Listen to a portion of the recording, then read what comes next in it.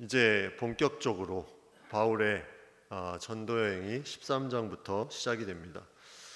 그 전에 11장에서 바나바와 이제 사울이 그 예루살렘에 흉년이 들어서 구제헌금을 전달하러 갔다가 오늘 읽은 말씀 바로 앞에 12장 25절에 바나바와 사울이 부조하는 일을 마치고 마가라 하는 요한을 데리고 예루살렘에서 돌아왔다, 이렇게 나와 있습니다. 마가라 하는 요한, 이들이 모였던 그 다락방의 주인인 이 마리아의 아들로 우리가 알고 있는 이 마가라 하는 요한을 데리고 이 땅에 돌아왔다는 거죠. 이 안디옥 땅에 돌아와서 그들이 이제 복음 전파를 위한 준비 과정을 이제 시작하게 됩니다. 그래서 이 바나바와 이 사울이 돌아왔다는 것은 이제 베드로로부터 시작된 그런 사역, 예루살렘 사역이 이제 그 안에 있는 사역이 안디옥을 중심으로 해서 이방 나라로 퍼져 나아가는 그런 사역으로 이제 전개되는 것을 보게 됩니다. 그래서 예루살렘이 이제 복음의 중심지였다면 이제는 안디옥이 복음의 중심지로 그곳을 통해서 계속해서 이제 복음이 흘러나아가는 것을 보게 되죠.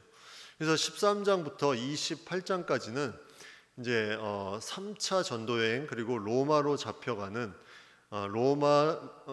죄인으로 잡혀가지만 로마 전도여행, 이걸 4차로 보는 이제 사람도 있고, 또 서신서를 보면 이 로마로 잡혀가서 잠깐 또 풀려납니다. 그러면 그때 또 이 바울이 복음을 계속 전하고 제자를 삼는 일을 이제 또 그때 하게 되는데, 그게 또 5차 전도여행까지 그렇게 보게 되는 그런 계속해서 그가 순교당하기까지 복음을 가지고 나라를 계속 돌아다니는 것을 우리가 보게 되죠. 이런 마가라 하는 요한, 이 마가라 하는 요한을 데리고 왔다.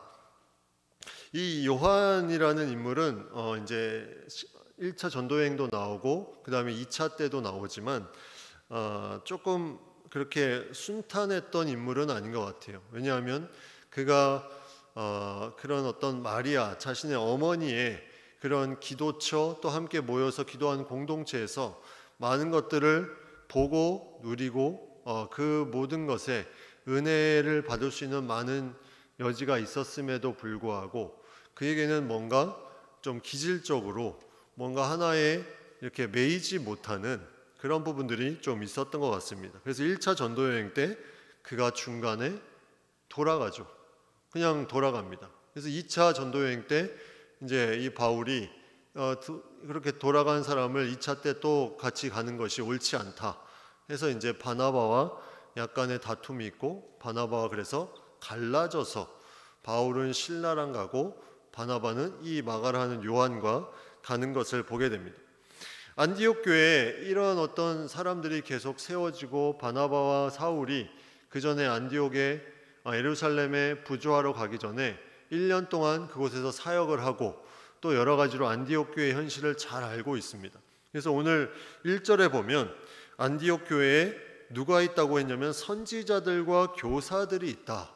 근데 거기에 바나바와 사울도 들어가죠. 선지자들과 교사가 있다, 이렇게 말합니다. 선지자는 어떤 사람이고 교사는 어떤 사람일까?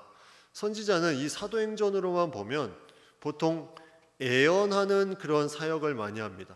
그 전에 그 흉년이 들 때 사도행전 11장에 아가보라는 사람이 나오죠.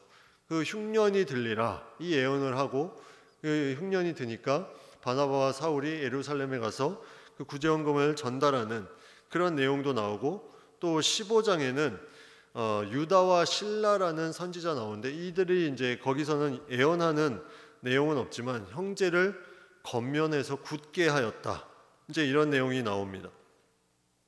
그리고 21장에도 또 아가보가 나오는데 그때는 바울이 예루살렘에 들어가면 너 이제 큰일 난다, 그래서 예루살렘에 들어가지 말라고 또 예언의 메시지를 전달하죠. 이런 역할을 했던 사람, 이런 직분자가 선지자라면 그럼 교사는 무엇일까? 선지자와 교사, 지금 말하는 교사랑은 조금 차이가 있습니다. 에베소서 4장 11절에 보면 그가 어떤 사람은 사도로, 어떤 사람은 선지자로, 어떤 사람은 복음 전하는 자로, 어떤 사람은 목사와 교사로 삼으셨다. 이렇게 나와 있는데 여기 어떤 사람은이라는 것이 4번 나오죠. 뒤에 목사와 교사가 하나의 직분으로 앞에 가리키는 관사가 하나입니다. 그러니까 따로 떨어져 있는 것이 아니라 목사이기도 하고 교사이기도 하다. 다시 말하면 목사의 어떤 기능, 목양하는 기능이 있는 그런 부분과 교사, 가르치는 기능이 있는 그 부분이 합해져서 목사와 교사, 이제 이걸 목사라고도 칭하기도 하고 교사라고도 칭하기도 하는데 이러한 직분을 가지고 있는 사람이다 하면 이 교사들은 바로 하나님의 말씀을 가르치는 사람이었다는 것을 우리가 알 수가 있죠. 그래서 그런 선지자들과 교사들이 이제 그 안디옥 교회에 영적인 지도자로 이렇게 서게 됐는데 그 가운데 있었던 사람이 5명이 있습니다. 바나바, 사울을 포함해서 니게르라 하는 시므온과 구레네 사람 루기오와 분봉왕 헤롯의 젖동생 마나엔이다. 자, 여기서 좀 특이한 인물들이 니게르라 하는 시므온, 이 니게르라는 말은 그런 어떤 라틴어에서 이제 영어 니그로 이 흑인이 유래된 건데 이것으로 보면 이 니게르라는 하는 이 시므온은 아마도 아프리카의 그런 어떤 혈통을 가진 사람일 것이다. 이제 이렇게 보게 되는 거죠. 그리고 구레네 사람 루기오도 구레네도 마찬가지로 이 구레네라는 지역이 북아프리카 지역입니다. 구레네 하면 제일 우리가 떠오르는 사람이 누구입니까? 예, 그 십자가를 대신 지게 했던 구레네 사람 이제 시몬이 그 안에 있었죠. 그래서 시몬의 고향이기도 한 이 구레네, 이 아프리카에서 뭔가 안디옥으로 왔다. 저번에 지도를 보여드렸지만 이 안디옥은 위쪽 지역이고 아프리카는 밑쪽 지역인데 어떻게 이 사람들이 여기까지 오게 되었을까?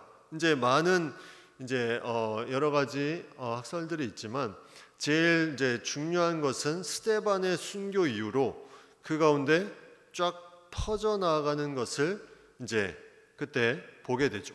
그래서 그 순교 이후로 퍼져 나가는 그 사람들이 어디까지 갔냐면 11장 19절에 보면 사도행전 11장 19절에 보면 그때 스데반의 일로 일어난 환란으로 말미암아 흩어진 자들이 베니게와 구브로와 안디옥까지 이르러 유대인에게만 말씀을 전하는데 하면서 이제 이 사람들이 각각의 지역으로 흩어지는 것을 스데반의 일로 이제 이따가 구브로도 나오는데 지도를 잠깐 띄워주시면 이제 1차 전도 여행이 이 수리아 안디옥은 2개가 있습니다. 수리아 안디옥이 있고 비시디아 안디옥이 있는데 이런 안디옥에서 출발한 이 바나바와 사울이 구브로 땅에 이릅니다. 이 구브로 이 지역은 섬이죠, 섬. 근데 방금 읽었던 말씀처럼 이 스데반의 순교로 인해서 그 지역에 무언가 사람이 거기까지 갔다는 거죠. 그 핍박을 피하기 위해서 갔는데 이 구브로는 또 어떤 지역이냐면 바나바의 고향이기도 합니다. 바나바의 고향. 바나바와 사울이 처음에 이제 선교를 떠나는데 이 바나바의 생각에 이 구브로 땅이 자신의 고향인데 우리 고향이 좀 변화됐으면 좋겠다. 물론 스데반의 핍박으로 그곳에 머물렀던 사람들이 11장 19절에 있었지만 뭔가 이 부분에 대해서 좀 석연치 않은, 탐탁치 않은 그런 마음이 있었던 것 같아요. 그래서 제일 먼저 우리가 배를 타고 가더라도 저 구브로 섬, 나의 고향으로 좀 먼저 가자 하고 이제 그쪽으로 이제 가게 되는 것을 보게 됩니다. 예, 잠깐 지도는 좀 내려주시고 이따가 한번 더 보겠습니다. 그래서 이런 여정 가운데 계속해서 바나바와 사울이 이동하는데 그 이동할 때마다 뭔가 사건이 나타난다는 거죠. 그래서 오늘 말씀에는 과연 이러한 이동거리, 이 1차 그 전도 여행을 각 지역별로 이렇게 세보면 한 15곳 정도를 찍고 다시 수리아 안디옥으로 돌아옵니다. 이 1차 전도 여행을 보통 한 3년, 4년 정도 걸렸다. 이제 그렇게 계산을 하게 되는데 3년 4년 안에 15곳의 지역을 돌아다니고 다시 돌아왔다는 거죠. 이건 엄청난 이 체력도 요할 뿐만이 아니라 그렇게 할 수 있었던 것은 과연 어떤 힘이 그 안에 있었을까? 한 나라에서 3년 있는 것도 힘든데 15개의 지역을 막 왔다 갔다 하면서, 물론 오면서 또 겹치는 지역도 있지만 오늘 본문의 2절에 보면 거기에 대한 중요한 힌트의 말씀이 나옵니다. 주를 섬겨 금식할 때에 성령이 이르시되 내가 불러 시키는 일을 위하여 바나바와 바울을 따로 세우라. 이것이 인간의 힘으로 하려고 했으면 이건 불가능했을 거예요. 그런데 성령이 이르시되 강건적인 역사로 그 사람을 그 일을 위해서 따로 세우라. 이렇게 성령께서 놀라운 역사를 그 안디옥 교회에 이루십니다. 그들이 금식하면서 있을 때. 그래서 우리가 어떤 파송하거나 또 우리가 선교를 준비할 때 사실 이러한 놀라운 역사가 있으면 그 선교가 엄청나게 힘이 있겠죠. 막 금식하는데 성령이 말씀하죠. 저 사람 보내라. 저 사람 보내라. 그러면 그 사람이 가면서 이거는 인간의 판단이 아니라 성령이 보내시기 때문에 정말 엄청난 힘을 가지고 할 수 있겠죠. 그래서 15지역을 가도 힘들지 않을 수 있어요. 왜냐하면 성령이 나를 보내셨기 때문에, 그 확신이 있기 때문에. 근데 그러한 부분들을 계속 가지고 이제 한 곳 한 곳 다니면서 핍박도 있고 어려움도 당합니다. 그런 가운데서도 이 성령이 역사하셨다는 그것으로 인해서 그것을 뚫고 나아갈 수 있는 힘이 되는 거죠. 그래서 선교를 간다는 것은 이제 영적 전쟁이 시작된다는 건데, 그 가운데서 내가 무엇을 처음에 그 출발을 무엇으로 하느냐, 이것이 상당히 중요하죠. 그래서 선교 나아가는 사람들은 충분히 기도를 하고, 특히 이제 단기는 선교라기보다는 약간 비전을 얻고 어떤 새로운 폭을 넓히는 거라고 생각하면, 단기보다는 약간 중장기의 선교는 본인이 명확하게 여기에 대한 하나님의 말씀을 듣고 움직여야 될 필요가 있다는 거죠. 그냥 내가 그 나라에 무언가를 하겠다 이게 아니라, 그러면 어느 순간에 내가 지쳐서 할 때 힘들면 이제 본인이 거기에 대해서 대책이 없는 경우도 많이 있기 때문에 성령께서 나를 보내셨다. 그래서 뭔가 선교를 갈 때는 어떤 말씀이 있어요. 말씀. 성령께서 주시는 말씀. 그걸 가지고 내가 시작하면, 그래서 그걸 통해서 시키는 일을 위해서 바나바와 사울을 따로 세웠다. 네, 그래서 바나바와 사울은 이러한 면에서 어떠한 사람들이었는지 우리는 알 수 있습니다. 바나바와 사울은 철저하게 준비된 사람이었죠. 준비된 사람. 선지자와 교사가 있었지만 그 가운데서도 준비된 사람들을 그렇게 보내라고 이제 성령께서 말씀하시니, 이에 금식하고 기도하고 두 사람에게 안수하여 보내니라. 두 사람에게 안수하고, 하나님의 그런 어떤 관계성 속에서 이 두 사람에게 대신해서 보내는 그런 어떤 부분들을 안디옥 교회에서 시작합니다.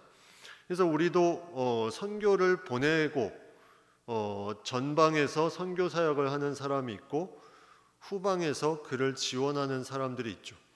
그래서 후방에서 지원하는 사람들이 사실 그 지원을 제대로 하는 것이 너무나 소중합니다. 그래서 우리는 선교사님들을 그냥 주보에 여기 보면 이름 있으시잖아요. 이분들이 뭘 하는지 우리 교인들이 알고 있어야 되는데 물어보면 아시는 분들이 별로 없어요. 이게 심각한 겁니다. 교회에.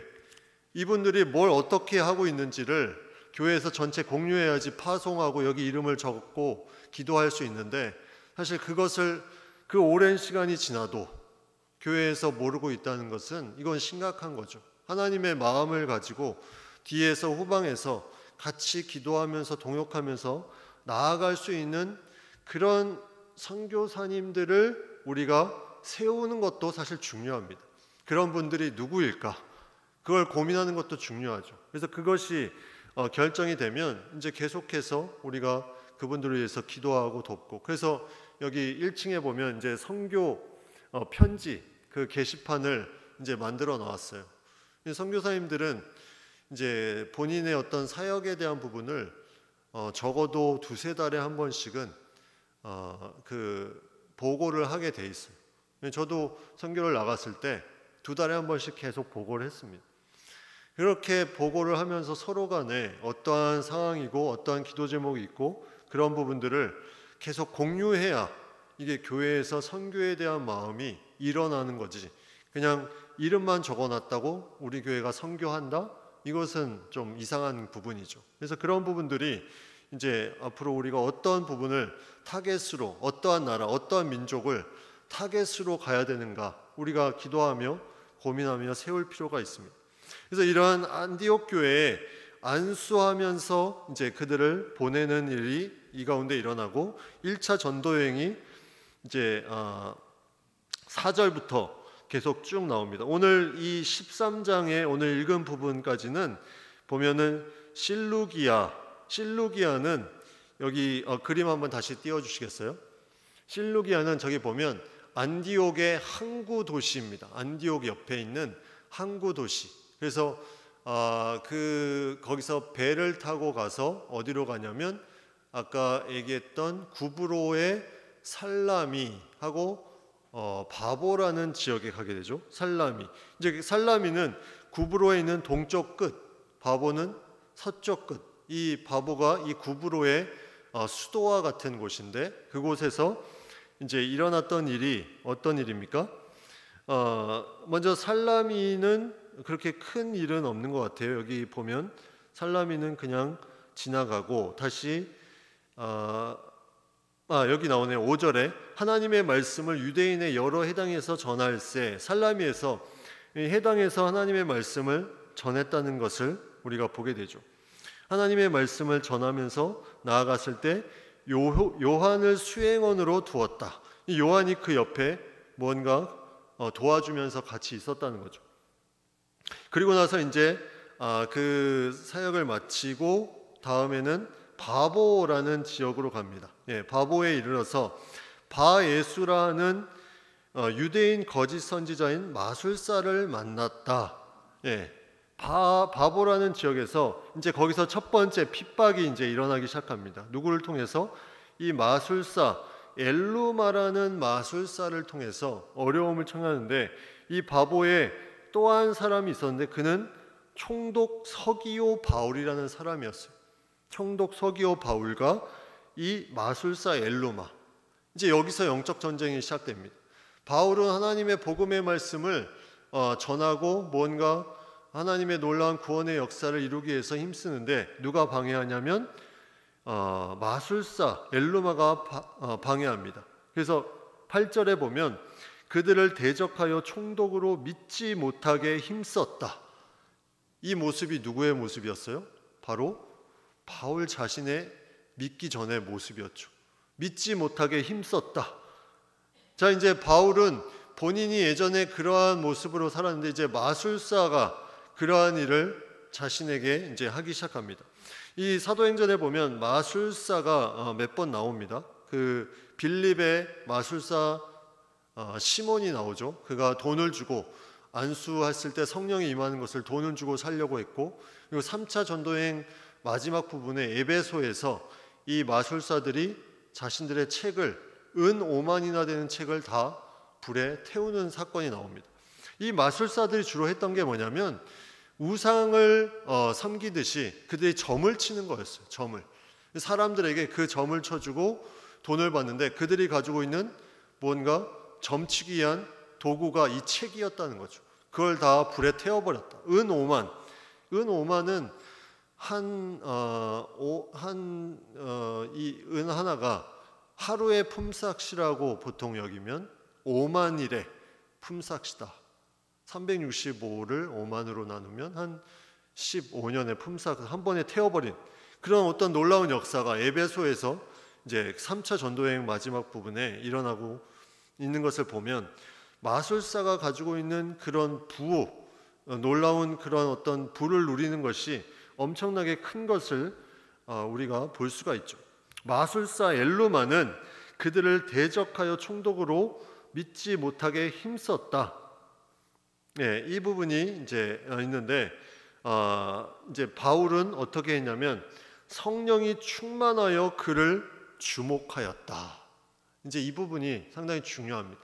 성령이 충만해, 성령으로 그들이 세워짐을 받았기 때문에 성령이 그 악한 권세가 방해를 할 때 그 성령이 역사합니다. 성령이 충만하여서 그를 주목했는데 뭐가 보이기 시작했냐면 모든 거짓과 악행이 가득한 자요 마귀의 자식이요 모든 의의 원수요 주의 바른 길을 굽게 하기를 그치지 아니하겠느냐.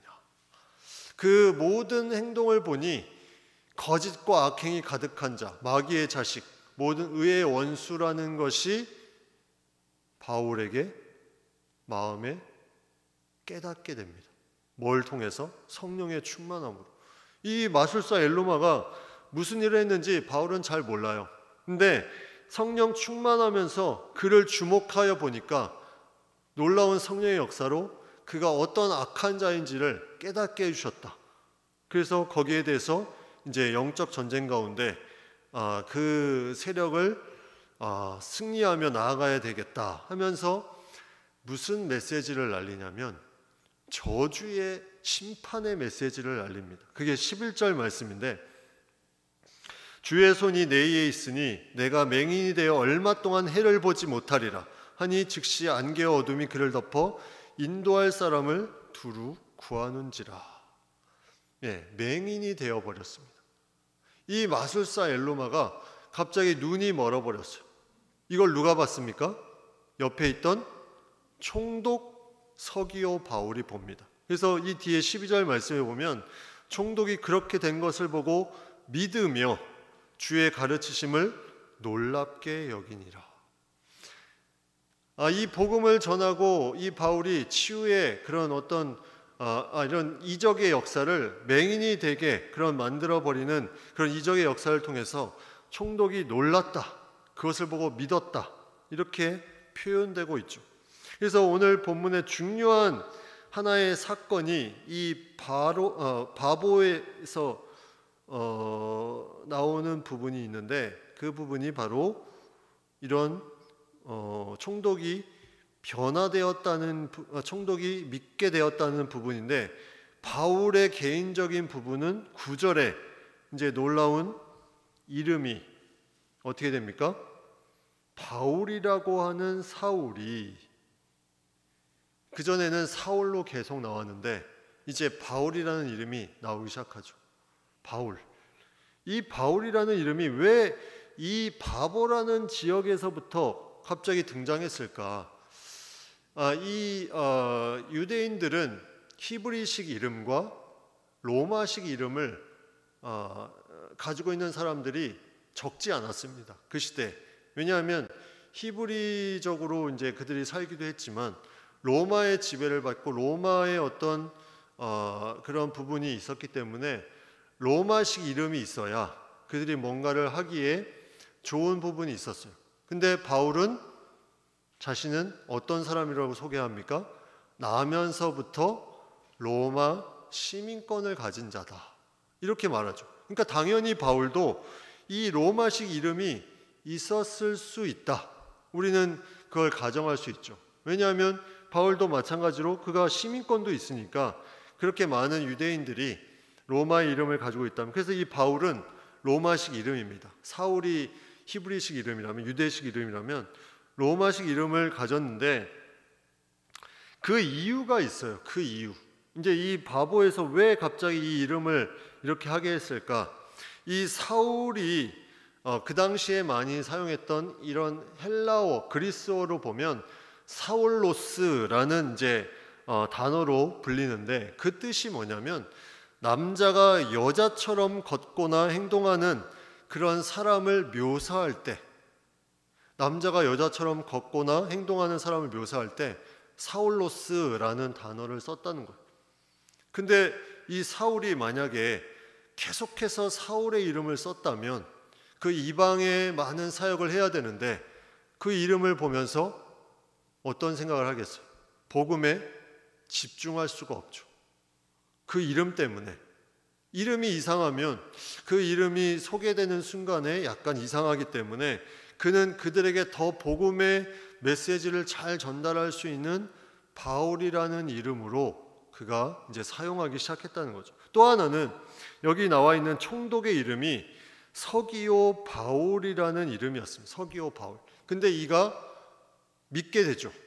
그래서 하나님의 놀라운 역사가 이 바보에서 일어난 것을 계기로 이제 이 사울도 이 바울의 이름을 같이 사용하면서 이방 선교에 뭔가 승리의 역사를 계속해서 가져가는 것을 이제 상징하는 그런 이름을 이제 이때부터 썼다 하는 이제 학자들의 견해도 그 가운데 있습니다.